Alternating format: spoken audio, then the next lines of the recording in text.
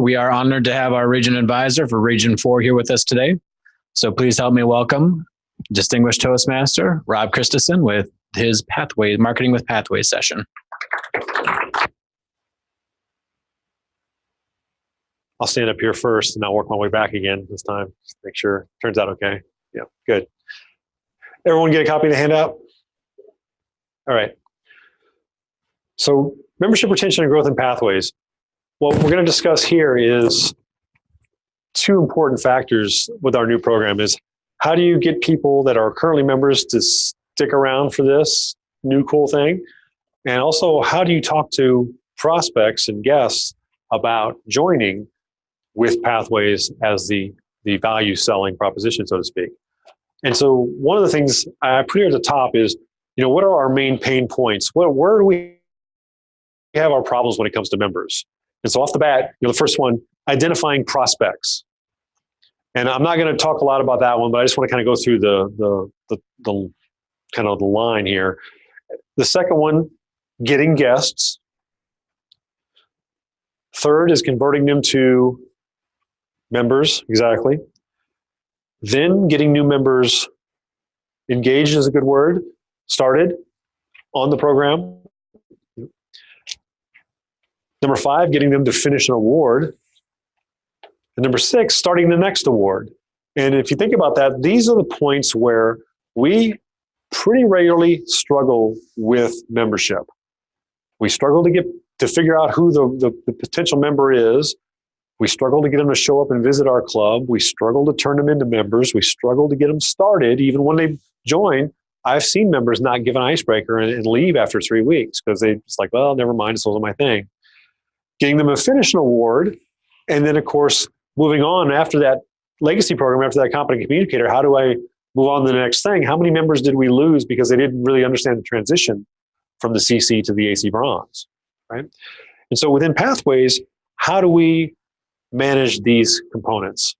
Now, again, some of this I'm not going to talk about explicitly, but a couple of things I'm going to talk about very much, because when you look down the bottom, when I talk about why people join, this is based on some survey data that I pulled off of TI, some of the different reasons, although I reworded a couple of them. But essentially, people join for a variety of reasons, right? They join for communication skills. They join for leadership skills, although sometimes we misstate that. A lot of times when they'll say, oh, I didn't join for leadership. I joined because I wanted to get better at conflict resolution. Well, guess what that is? Time management, project management. Those are leadership skills. And so those different components are the leadership aspect of our organization. Some people join for social reasons. Our current president, Balraj, he said he joined to find like-minded people in his age group that he could kind of hang out with. He used a different word, but essentially that he could hang around with. And then he found all the other things Toastmasters had to offer, and that's why he stayed. Networking, sometimes it's because the boss told him to do it. I heard a couple people mention that comment that you tapped on the shoulder and, hey, go to that meeting. You need Toastmasters. And some because a friend promised them it'd be fun. And it sometimes is. And some people stay because they really have a lot of fun. Some people have fun listening to speeches, actually.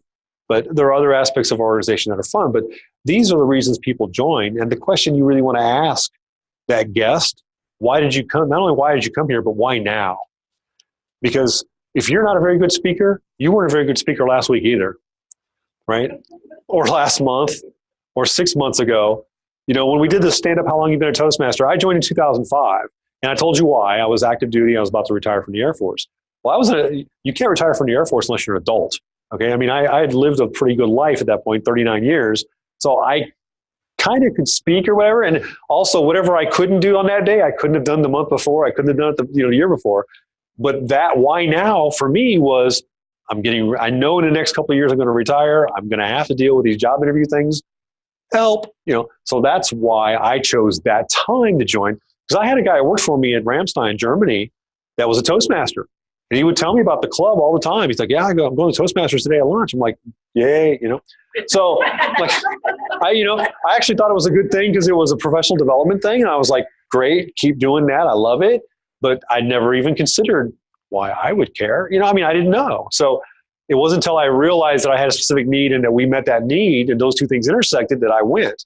And so finding that out from your guests why are you here and why now is critical to the next step, which is linking their goals to what we provide. Because one of my favorite examples is if a person comes to you and says, I'd like to learn how to do oil changes, we're not that group, okay? That's not the thing you're going to get. Now, don't get me wrong, somebody might give a speech on it in your club.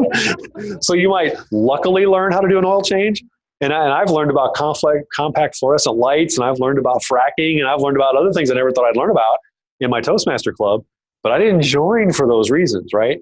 And so when someone comes and they join for some off-the-wall thing, that's not who we are. But when they join for these things that we are, then that's what we need to link to. So when I give the example, I wanted to join for job interviews, what do you think everybody suggested?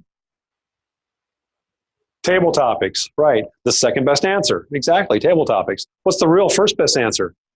Speeches, right? What's the first question you get asked in every job interview? Tell us about yourself, exactly. What's the first project? Tell us about yourself, right? The icebreaker.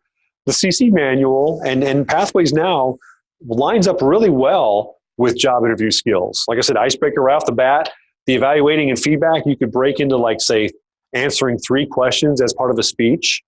And then you get the feedback on it and you repeat it for the second half of evaluating and feedback. So again, if somebody comes to you and says, I'm here because I'm worried about job interviews and I'm interviewing, I'm putting in for jobs now, I'm going to be interviewing soon. Let's get you scheduled for your icebreaker next week. And tell us about yourself. Tell us what you would tell a person that you were interviewing with and get them on that path and link them to the path. Now, when we look at the second page, if you turn it over, somebody earlier asked about the 300 competencies document. If you don't know what that is, that's basically a laundry list of every competency that you can learn in Pathways. It's broken out by level. There's an F group for foundation, and there's 1, 2, 3, 4, and 5. Beyond that, it's not explicit which project these go to, but if you read it, you can kind of tell by looking at the project names where these different competencies land. But at the very start, on level 1, you see at the top, and I only took a small chunk out of things that I felt were relevant for this type of discussion. Demonstrate self-confidence when speaking in front of an audience. The people that do come to a Toastmaster saying, I want to be a better public speaker, or I'm scared to stand in front of people and my boss wants me to give a presentation, that's a pretty relevant competency, right? That's something that can make a difference to that person. Identifying your communication and leadership skills, where you already are, so that you can move forward. Organizing the speech clearly to maximize audience understanding. So when you got a person that says they want to give presentations, which isn't a large number of our members that come in thinking, oh, I've got to speak in front of large audiences, but the ones that do want to give those, these competencies line directly up with what they're looking for. And even the person that wants a job interview, the audience is the interviewer. An audience can be one person. So these line up even for that type of a member. On level 2, projecting knowledge and expertise when speaking, identifying your preferred communication style so you understand how to communicate with others better. Identifying using a variety of time management techniques, like I mentioned earlier in leadership. Applying time management methods, engaging and interacting with people to network effectively. These are all different competencies that come from different projects as you progress through the program. And by finding these, and the reason I put that document out on that Region 4 Facebook page so people could find it, was so that you could go through it and pull out the ones that are relevant to you and to your club. And some clubs, we don't all, we're not boutiques, right? So we don't have like an engineer club or this type of thing, but some clubs tend to see more people in certain skill sets than in others. And if you have a lot of people like from IT, for instance, that come to your club, you could probably find things in here that appeal more to an IT person and have them ready so that when somebody does visit, you can say, look, here's a list of competencies that you as an IT person are probably looking to improve upon, or some of you may already be good at, you may want to get better at, some you may want to learn from scratch. This is what we do. And if you have, if you're a club that occasionally gets like lawyers, there might be some things in here that work for a lawyer, or give me a job that you do, right? Any skill set that humans have falls into these categories when we're talking about communication and leadership. And then why people stay. Now, this was an interesting thing. I was at District 26's spring conference back in May, and Dan Rex, our CEO, was speaking there. And he was talking about how when we surveyed people, when we hear all those reasons why they come in the first place, do you know what the main reason people stay is? Has anyone heard this one already? Friendships, that is one of the reasons, but the top reason is self-confidence. Is that people feel far more confident than they did when they joined. And I'm sure I'm like almost anybody in the room, that when I'm standing here in front of you now, I would tell you that had I had this opportunity to come speak to your district the week I joined Toastmasters, even if it had been something that I know, I mean, let's assume it was something that an expertise you would have been interested in, I still would have been like, you want me to fly where and talk to who? I don't know any of these people, and you want me to tell them about whatever? I mean, I wouldn't have even thought twice about saying no. I'd be like, nah, not me. No, I'm good. But now, the self-confidence level is there that I know that I can handle this.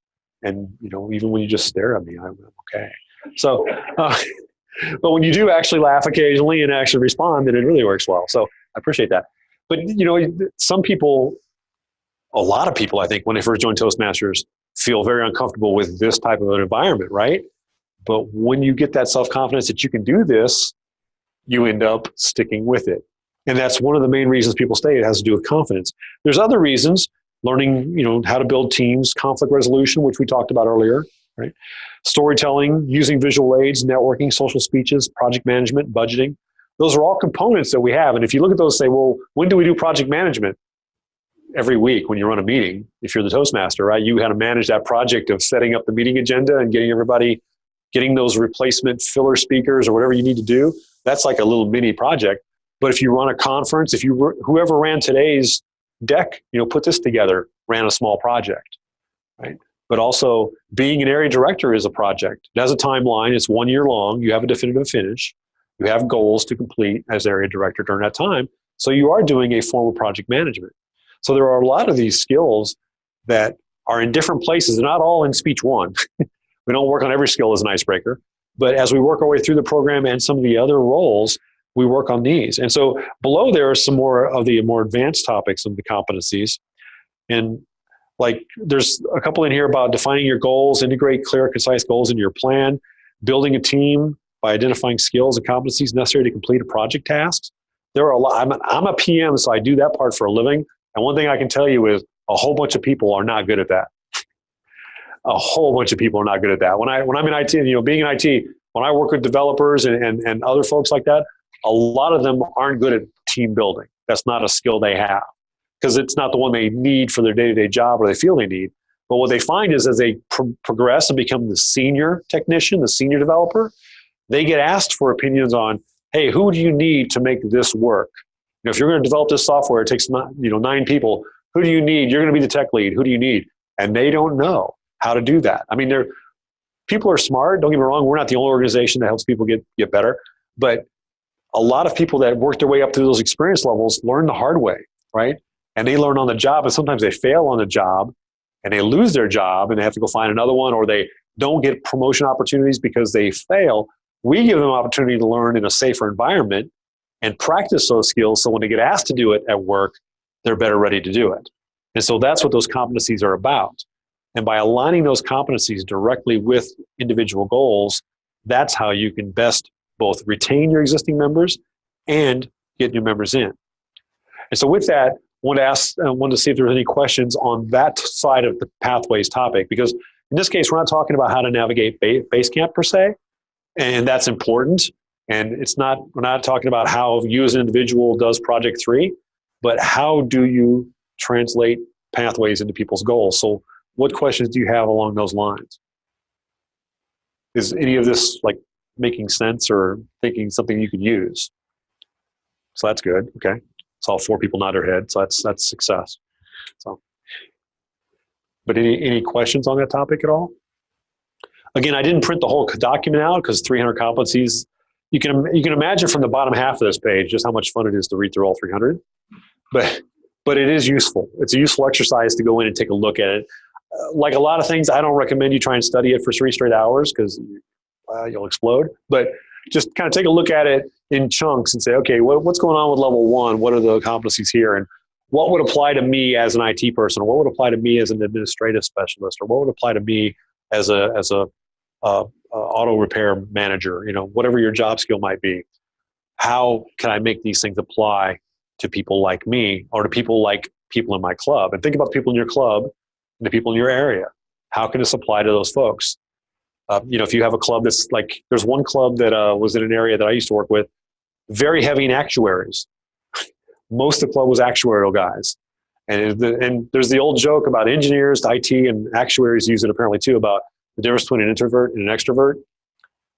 An introvert looks at their own shoes when they talk to you. An extrovert looks at your shoes when they talk to you.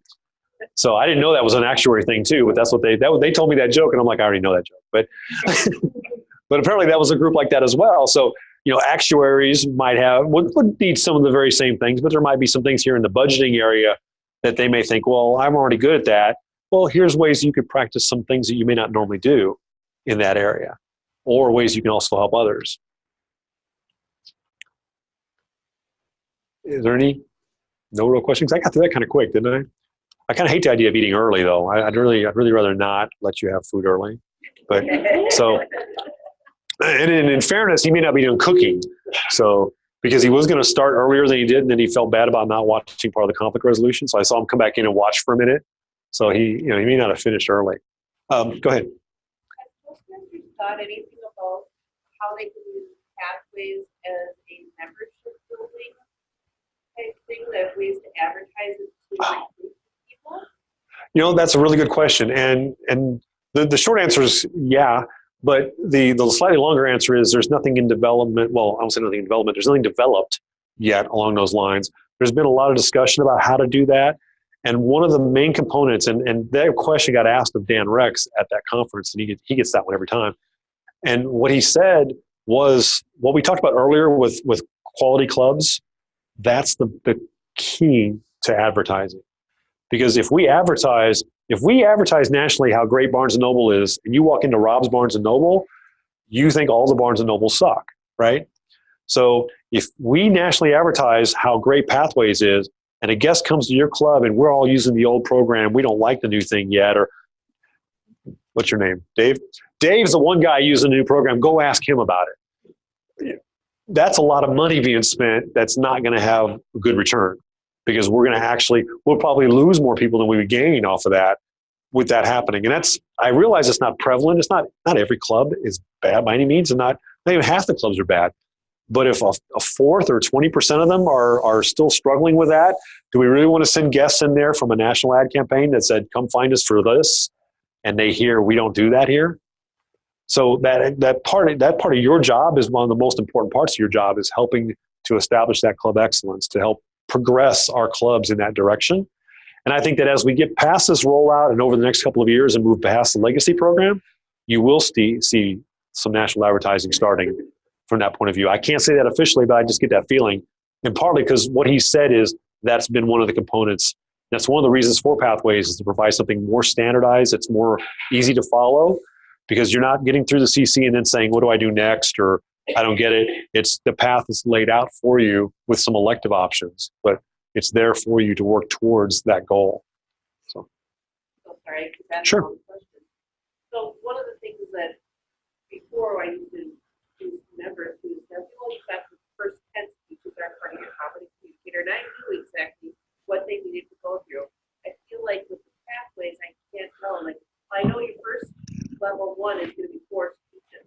Mm-hmm. I know that, and it's consistent among all paths. Sure, it is. The first level is the same for all 10 paths. Okay. And then level 2 is that. It's pretty similar. It's pretty similar. Like 4 speeches as well? I think it's 3, and there's a mentoring speech that everybody does, and then there's a communication assessment and leadership assessment. Some people do one, some people do the other, some people do both. And the people that do only one or the other, there's a different speech. Now, the path that I did, I had to do both, so I don't know what that other speech is. But there's possible 4 in there, but you do 3 of them. And I say by level 3, you're really getting significant choosing the weapon what you want. Yeah. And one of the things, we put out like buku literature on this, right? So there was like so much to read and so much stuff. There's actually a little graph that shows like the level 1, 2, 3, 4, and 5 building out like in a donut-ish kind of thing. And one of the things there is when you think about level 1 being the foundational skills, level 2 becomes the next step. And now that I've said it, I can't think of the word that they use for it, but it's essentially like the transition into the direction you're going, where you assess your skills. I think it's what it is, where you're assessing your skills for the next level. And level 3 is where you start, as you mentioned, into the real meat of the path. And so I would use that phrasing to describe it, although I can get you the right wording. But essentially, we're level 1, those 4 projects are the foundation, and they are consistent among all the levels. Level 2, you start to diverge a little bit off to getting your direction, but more assessing your skills to prepare for the more advanced learning. And then 3, 4, and 5 is the more advanced learning. And don't be afraid. I mean, again, this is like thinking back to how we used to do things, telling people what all 10 projects were. Yeah, it was kind of cool. Like, I have it all memorized. But how many people join thinking, I can't wait to do 10 things this week, right? They're really not upset that you can only describe one level, in detail. That's okay. You don't want to be like, I don't know what happens after level 1. Good luck. But you don't need to be detailed about all the levels. If you give them that detail about level 1 and then just kind of give them more generic about the higher levels, if they ask more questions, you can pull out one of those documents like we're talking about on one of the websites. If you have one of those PDFs, you can pull that out and say, here's a more in-depth description of the project names and what we do in those projects. And as we get more experience with the program, as more of us finish level 5 and get our first path done, we'll feel more comfortable doing this. Again, a lot like the joining Toastmasters, staying in Toastmasters, starting pathways, you're still through change management, you're kind of going, I don't know. When you finish that first path, you'll be pretty comfortable and you'll have that confidence. You'll be more prepared. So that's one thing. Like I said, one suggestion I make to everybody, log in every day for the next month. Pick a time when you have 2 free minutes, and literally 2 minutes. Log in, go to Pathways, and you have to look like you don't want to do this. But she's got to like, is he serious? Log in every day? Oh my God. Yeah, exactly. Go into base camp and just look at one thing. Look at your path or look at something else. Open one of the evaluation resources. Do one thing. Get used to clicking into it, because the first few steps are the ones that seem to feel like, oh my God, I got to click 3 times. So you click. In fact, how many of you log in first before you click on Pathways? Don't. Just click on the Pathways thing first. It makes you log in. You save a click. Yay. So click on that. It'll bring your login screen up. You hit login, and it takes you to the Pathways, the 3 panels that tell you going as a base camp manager or as et cetera, pick your club, whatever. So then click on that. And like I said, spend 2 minutes or less doing one thing. And if you do it every day for a month, by the time the month's over, you'll be used to getting into the site, and that won't be a challenge anymore.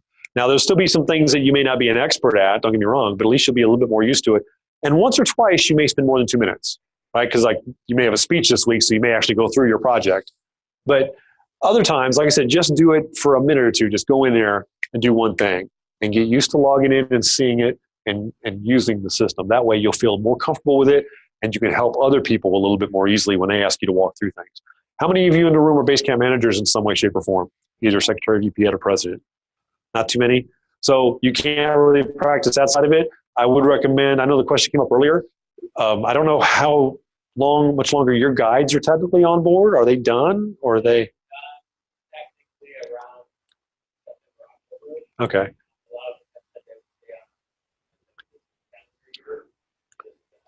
So I strongly recommend that if you don't know today who your guide is, just like if your president doesn't know who you are, if you don't know who your guide is, find out who your guide is that supports your area. And you may have more than one, because one guy may have 2 clubs and another one may have the other 2. But do find out who the guide or guides are for your clubs so that you can use the resources rather than having to know it all yourself. It is okay to say, let's check with the guide on that question. I'll forward your question to so-and-so, and then let the 2 of them talk to get the answer that they need when they have base camp manager questions. And if you want to stay involved so you know the answer, by all means do that. But any other questions? I think we are right at time.